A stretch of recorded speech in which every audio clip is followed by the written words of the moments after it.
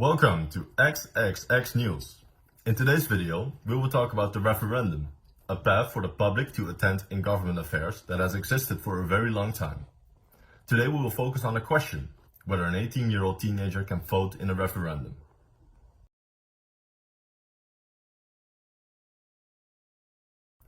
Under current Taiwanese law, individuals are considered legal adults at the age of 18.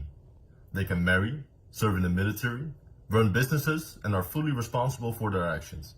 However, they are still denied the right to participate in national referendums, raising concerns about adherence to democratic principles. With widespread access to digital technology and education, today's 18-year-olds possess strong information analysis and decision-making skills. According to the OECD's PISA assessment, Taiwanese students consistently rank among the top in reading, math, and science literacy, indicating their ability to make informed and rational choices. Globally, over 70 countries, including the United States, the United Kingdom, Japan, and the Netherlands, have lowered the voting and referendum age to 18, recognizing youth participation as a strength of democracy. In Taiwan, young people are actively engaged in issues such as environmental protection, education reform, housing, and employment. Yet without voting rights, their voices struggle to translate into policy impact. While some expressed concern over the maturity of young voters, studies show that 18-year-olds demonstrate judgment abilities comparable to older adults. If they are expected to bear legal responsibility at 18, they should also be granted full civic rights. Supporters argue that the democracy belongs to all citizens, not just specific age groups. Granting referendum rights to 18-year-olds represents not only a policy advancement, but also a commitment to generational equality and democratic values, offering young people real opportunities to engage in democratic practice. Next, let us take a look at the opposing perspectives and understand why they hold such views.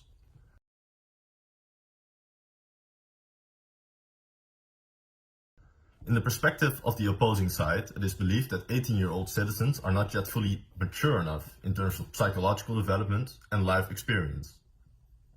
Supporting this view, studies in psychology and neuroscience indicate that the prefrontal cortex, the area of the brain responsible for decision-making, typically does not fully mature until around the age of 25. Furthermore, most 18-year-olds are still students and lack substantial social experience. As a result, opponents argue that individuals in this age group are not yet capable of fully understanding the strengths and weaknesses of national and social systems, and thus may be unable to make well-informed decisions. In addition, some opponents are concerned that granting civil rights to 18-year-olds would lead to increased political and party influence within school.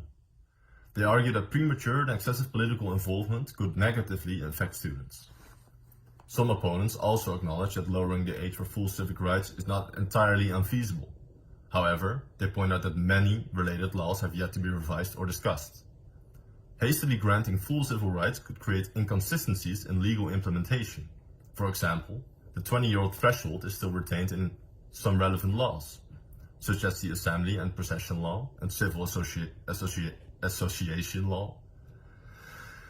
Moreover, at the time of the referendum, the Civil Code had not yet lowered the age of majority to 18. This results in an imbalance between rights and responsibilities. Although many laws were already being adjusted at the time of the referendum, from the perspective of the general public, it is difficult to closely monitor the progress of legal amendments. This lack of transparency and clarity has led to the emergence of opposing opinions. In conclusion, the opposing side believes that granting full civil rights to 18-year-olds in Taiwan is not necessarily unfeasible. However, since every country has its own unique educational and political systems, Taiwan should be careful about evaluating their own current societal conditions. Only after further improvements in its legal and educational frameworks should such a significant change be brought to a vote.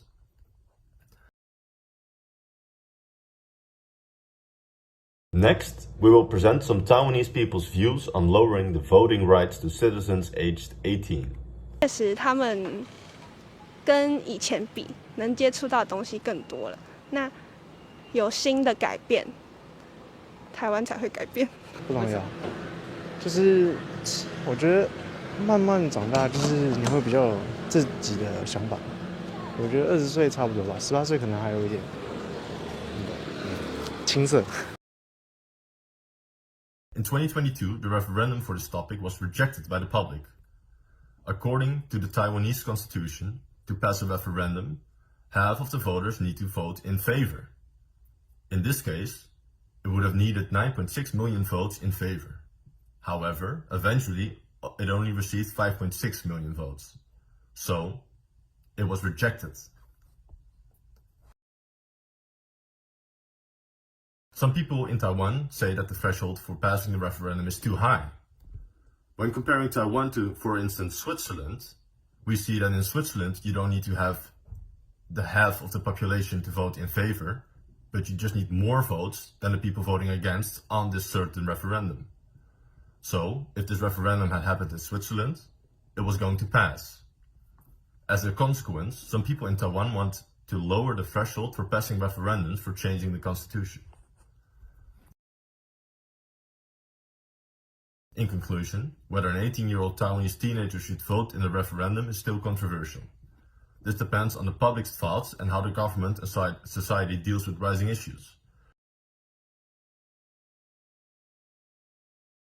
After carefully examining both the supporting and opposing views on lowering the voting age to 18 years old, we have compiled the following perspectives and reflections. First, lowering the voting age to 18 years old is already an international trend. In Taiwan, the constitutional amendment received unanimous support from both ruling and opposition parties, indicating a high level of political consensus. This demonstrates that the amendment is both feasible in terms of implementation and justified by current global developments. However, the concerns raised by opponents are not without reason. Worries about insufficient preparation in school education and potential political interference on campuses reflect broader characteristics of Taiwan's current cultural context. We believe that the way to address these concerns is to actively improve the support systems within our society and education. For example, encouraging more high school students to participate in public issues and social discussions, or promoting student self-governance within schools. This can help students gain first-hand understanding of how voting systems of responsibility work. When society witnesses rational participation from young people, it will gradually build trust in their political judgment. In conclusion, the constitutional amendment to lower the voting age to 18 is not a hasty decision. Rather, it is a policy that requires parallel transformations in both societal systems and public attitudes. Only through comprehensive voter education, institutional design, and effective communication with the public can this reform be successfully implemented and earn broad public support. This marks the end of the show. This is XXX News, and we'll see you next time.